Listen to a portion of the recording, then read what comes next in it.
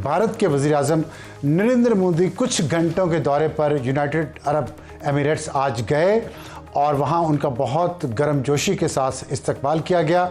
मोहम्मद बिन ज़ायद जो यूएई के सदर हैं वो ख़ुद एयरपोर्ट पे गए उनका इस्तकबाल करने के लिए, जो बहुत अनयूजुअल है। और साथ ये भी आप देखें अगर कि पहली दफ़ा मैंने उन्हें पूरे शूज़ पहने देखा है, वरना वो चप्पल ही पहने होते हैं। तो इतना फॉर्मल तरीके से उन्होंने भारत के वज़ीर-ए-आज़म का इस्तकबाल किया उस वक्त जब यूएई एक कंट्रोवर्सी का शिकार है। और वो तनाज़ा कहाँ से खड़ा हुआ है? वहाँ से खड़ा हुआ कि नेतन्याहू जो इसराइल के वज़ीर-ए-आज़म हैं वो एक खुफिया दौरे पे यूएई तशरीफ़ लेके गए जिस वक्त ईरान के साथ जंग जारी थी। और ना सिर्फ खुद गए बल्कि मोसाद का चीफ भी साथ गया, इसराइल की आर्मी का चीफ भी साथ गया और उस दौरे को खुफिया रखा गया। लेकिन भांडा फूटा मीडिया से, और मीडिया ने जब भांडा फोड़ा तो उस पर सवालात उठे।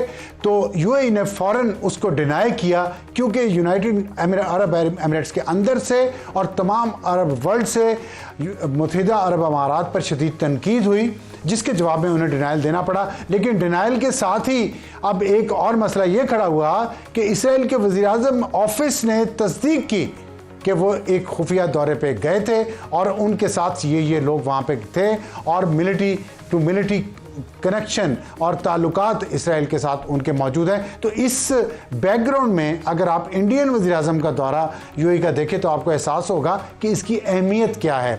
और इंडिया के वज़ीर-ए-आज़म नरेंद्र मोदी वो वर्ल्ड लीडर थे जो ईरान पर हमले से एक दिन पहले इसराइल में मौजूद थे और अब यूएई में मौजूद हैं और वहाँ पे मुआहदे किए हैं जिसमें डिफेंस और सिक्योरिटी का मुआहदा भी है, जदीद टेक्नोलॉजी का, तवानाई का और सरमायाकारी के मज़ीद मुआहदे भी हैं। $5 अरब यूएई इंडिया में इन्वेस्ट करेगा फौरी तौर पे। तो बहुत अच्छी बात है, रीजनल कोऑपरेशन होना चाहिए। लेकिन इससे ये भी अंदाज़ा हो जाना चाहिए कि कौन कहाँ खड़ा है और किस तरह खड़ा है, और पाकिस्तान में भी लोगों को इसका अंदाज़ा होना चाहिए। उम्मीद है अंदाज़ा होगा।